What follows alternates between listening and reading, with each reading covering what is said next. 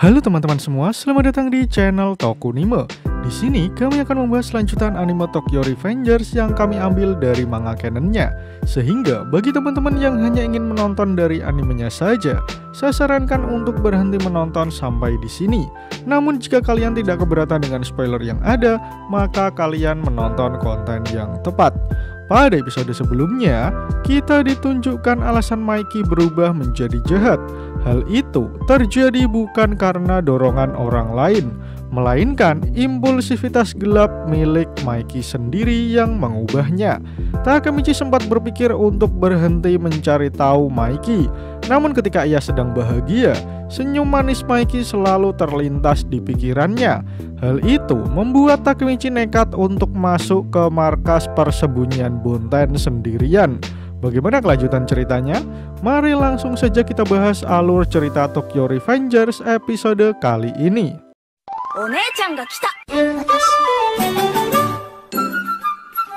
Panel pertama menunjukkan Hina yang mampir ke apartemen Takemichi. Namun saat ia memasukinya, Takemichi tidak berada di sana. Malahan Hina mendapati kamar yang berantakan dengan sampah yang ada di mana-mana.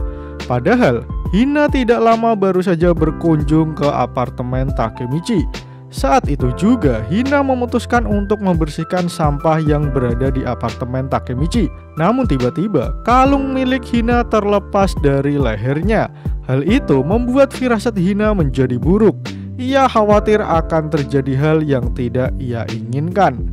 Scene kemudian menunjukkan Takemichi yang masih syok melihat Mikey di sana. Mikey kemudian berkata, "Masa depan yang hebat, bukan? Jadi apa yang ingin kau tanyakan, Takemichi?" Takemichi kemudian menunjukkan sebuah surat. Ia ingin memberikan surat itu kepada Mikey karena itu adalah undangan pernikahan Takemichi bersama Hina. Bagaimanapun Takemichi ingin supaya Mikey dapat hadir di pernikahannya. Semua baik-baik saja seperti janjimu 12 tahun yang lalu. Semuanya termasuk Hina hidup bahagia. Semuanya kecuali kau. Sanju yang merasa tersinggung dengan ucapan Takemichi menyuruhnya untuk menjaga ucapannya atau ia akan menembak kepalanya. Namun tiba-tiba Mikey menyuruh Sanju untuk meninggalkannya berdua saja bersama Takemichi karena ia ingin bicara hanya berdua dengan Takemichi. Sanju pun hanya bisa menuruti perkataan bosnya. Ia lalu berjalan meninggalkan Takemichi dan juga Mikey. Takemichi lalu mulai membuka obrolan. "Mikey, apa maksudnya impulsivitas gelap itu? Kupikir alasan kenapa kau berubah adalah Kisaki atau kematian kakakmu. Tapi tampaknya bukan hal itu yang menjadi alasannya. Apa yang kau bicarakan di dalam video itu?" Mikey pun hanya diam saja mendengar perkataan Takemichi, sehingga tempat itu dipenuhi kebisuan. "Aku tidak bisa kembali ke masa lalu dengan cara salaman dengan Naoto, karena tujuanku menyelamatkan Hina telah terpenuhi. Itu semua berkat dirimu. Tidak apa-apa, kau tidak harus berkata apapun untuk mengerti. Masa depan ini berbeda, karena kau yang melindungi semuanya. Oleh karena itu, sekarang giliranku untuk menyelamatkanmu." Baru saja Takemichi berkata seperti itu, tiba-tiba terdengar suara tembakan. Dan setelah ia menoleh, terlihat Mikey menembakkan pistolnya yang mengenai punggung Takemichi sampai bolong. Tak hanya satu kali, Mikey menembak kembali Takemichi yang membuatnya langsung terjatuh tak berdaya. Takemichi terluka terkena tembakan Mikey yang melihatnya dengan tatapan yang sangat tajam. Tak berhenti sampai di situ, Mikey masih bersiap menembak Takemichi sekali lagi. Dan sesaat kemudian, suara tembakan terdengar sekali lagi. Di tempat yang berbeda, Hina yang sedang mencuci piring merasakan angin yang begitu kencang masuk lewat jendela. Setelah selesai mencuci semua piring yang ada, Hina lalu kepikiran Takemichi. Karena malam sudah larut, ia masih juga belum pulang. Sementara itu di tempat yang berbeda, Takemichi terjatuh tak berdaya dengan tubuh yang sudah berlumuran darah. Sementara Mikey hanya menatap wajah Takemichi dengan tatapan yang sangat tajam. Sebelum kalian lanjut nonton, bantu kami untuk menekan tombol subscribe dan nyalakan loncengnya supaya kalian tidak ketinggalan informasi menarik dari channel Tokunime. Di lantai atas bangunan, terlihat Takemichi sudah tak berdaya di hadapan Maiki. Di sana, Maiki berkata pada Takemichi alasan ia tidak ingin bertemu lagi, karena semua hanya akan berakhir seperti ini. Takemichi terlihat bersimbah darah di hadapan temannya sendiri.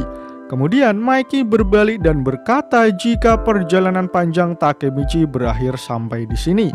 Namun Takemichi yang sudah hampir mati dengan suara yang sangat lirih berkata jika ia tetap ingin menyelamatkan Maiki. Takemichi tetap bertekad untuk menyelamatkan Maiki bagaimanapun caranya. Untuk Maiki, ia akan melakukan sebanyak apapun yang ia bisa. Takemichi berkata seperti itu tanpa memedulikan dirinya sendiri yang sudah hampir mati. Namun Maiki tetap acuh dan berjalan sembari berkata jika ia akan mengakhiri semuanya di sini.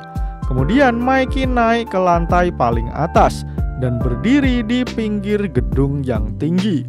Semua orang yang berada di jalanan bisa melihat Maiki yang berdiri di gedung paling atas. Mereka semua ketakutan karena Maiki berniat menjatuhkan dirinya dari sana. Sanju yang mendengar bisik-bisik seseorang akan bunuh diri langsung melihat ke atas juga. Dan saat ia melihatnya, ia sangat terkejut karena orang itu adalah Maiki.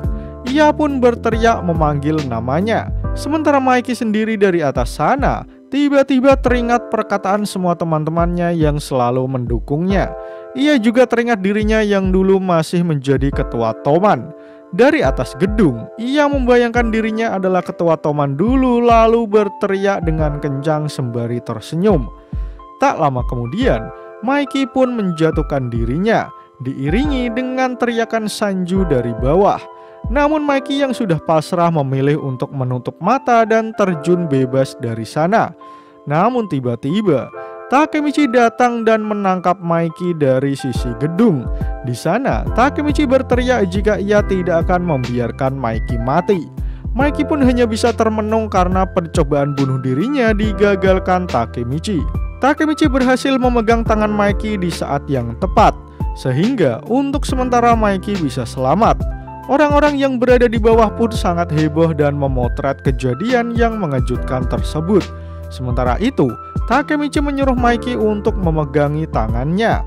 Tetapi Maiki berkata jika ini adalah tindakan yang bodoh. Ia berusaha membunuh Takemichi, tetapi Takemichi malah berusaha menyelamatkannya. Takemichi pun berkata pada Maiki untuk cepat memegangi tangannya, karena Takemichi sudah mulai kehilangan kesadaran. Namun Maiki malah menyuruh Takemichi untuk melepaskan genggaman tangannya saja, karena Maiki ingin mengakhiri semuanya di sini. Tetapi Takemichi dengan sedikit menangis mengatakan jika Maiki akan menyesal jika ia melakukan hal itu. Maiki, kumohon cepatlah, aku pasti akan menyelamatkanmu. Bagaimanapun aku akan kembali ke masa lalu sebanyak apapun yang aku bisa. Maiki kemudian menjawab, apa yang kau katakan? Kau tidak bisa kembali ke masa lalu lagi kan?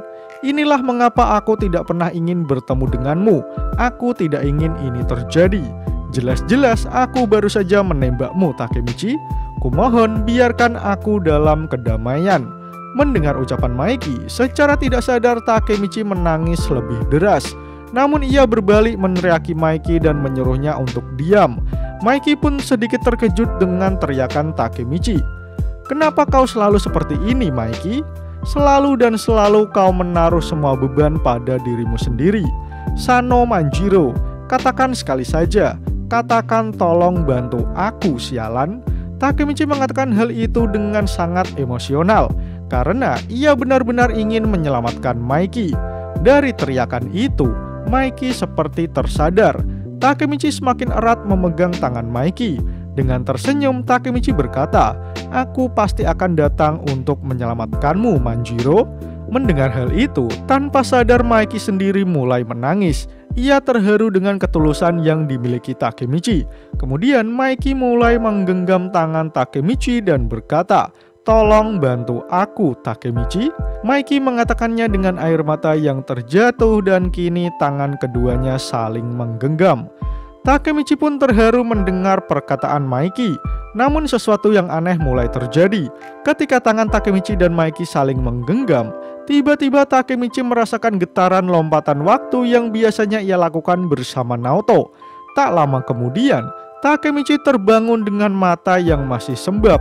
Namun saat ia melihat kalender, hari itu berada di tahun 2008 dan Takemichi juga masih tinggal bersama ibunya. Seragam SMA juga terpajang di kamar Takemichi. Sementara Takemichi sendiri masih kebingungan dengan apa yang baru saja terjadi. Ia sedang bersama Maiki dan sekarang ia berada di tahun 2008 dan chapter pun berakhir. Pada chapter kali ini kita ditunjukkan sosok Maiki di masa depan.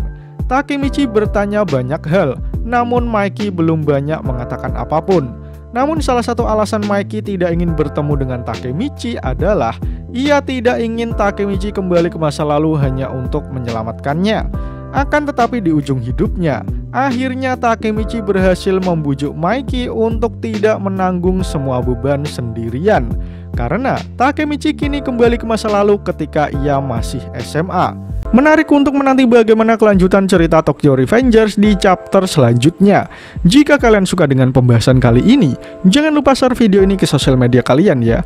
Atau jika ada request, kritik, dan saran, langsung saja sampaikan di kolom komentar di bawah. Karena kritik dan saran kalian akan membantu channel ini terus berkembang. Akhir kata, terima kasih sudah menonton video ini hingga akhir. Sampai jumpa di video selanjutnya.